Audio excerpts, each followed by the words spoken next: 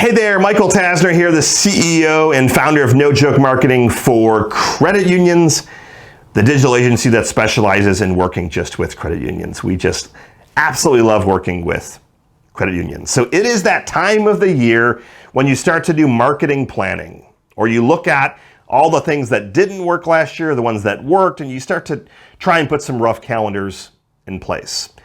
Now, I'm going to encourage you, if possible, to focus on 1 month.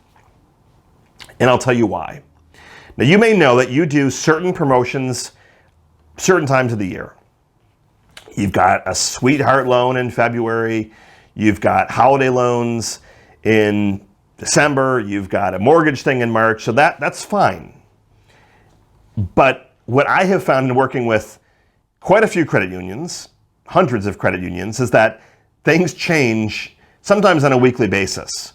And you need to pivot and shift based on how the credit union is doing in certain areas. So if you get so far ahead and you start spending, days and days and days doing this wonderful fancy plan, only to keep changing it, it starts to be a little bit of a challenge. So I recommend planning about a month ahead. And there's going to be a link to a template that we use, and I'm going to walk you through it. And then visually in my head, I'm going to walk you through it, and I'll give you a link to download it. So first column, it is the dates. You're going to list out all the different dates that you plan on executing something. Next column is the tactics. What are you going to execute on those dates? Email marketing, text messages, you're going to do broadcast, you're going to have a flyer, you're going to do some social media posting, some Google AdWords, a video. What are all the things that you're going to do? You're going to put a date with those and list out all the tactics. Third column, you're going to list out, is there any kind of theme or overarching topic? What are you promoting? Is it a balance transfer, a mortgage, a holiday loan?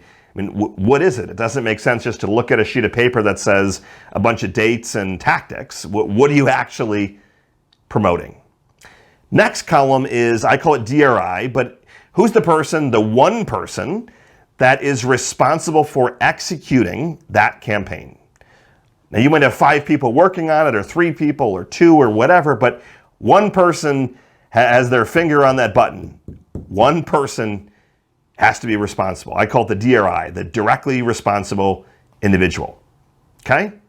So we've got the dates, you've got the tactics, the theme or the promotion, the person that's executing. Next column is budget. What are you putting behind that particular tactic? So a lot of them are free. Emails, flyers. It's a sunk cost if you're printing them in-house, for example. If you're doing them externally, then put the investment down. If you're doing Google AdWords or radio ads or anything that's like that, you need to add the investment in there so you know. The last 2 columns are the ones that I personally get most excited about. So the one column is notes, and the last one is grade. So notes, as you start to go through and execute these campaigns, you need to add some notes.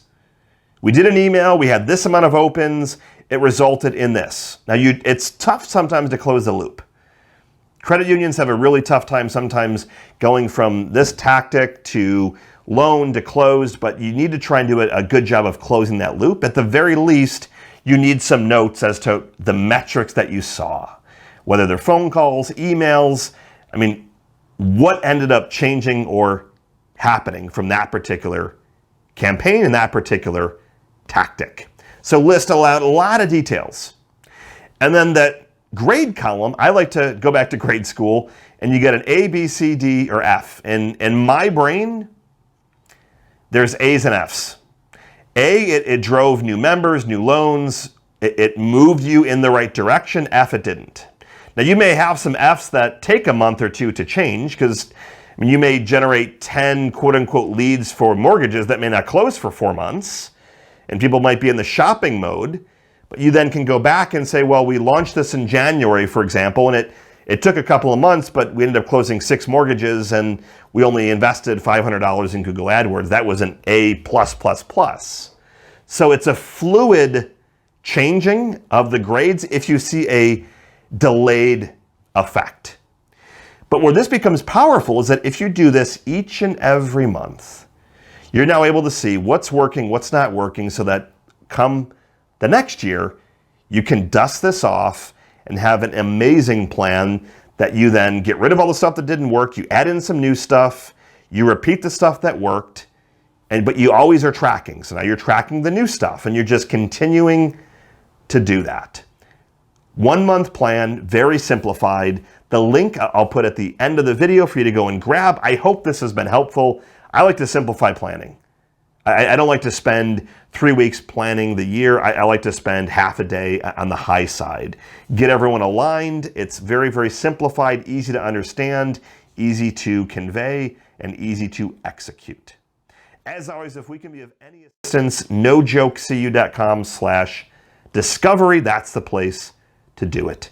Have a great rest of the day. I hope you have a massively successful year.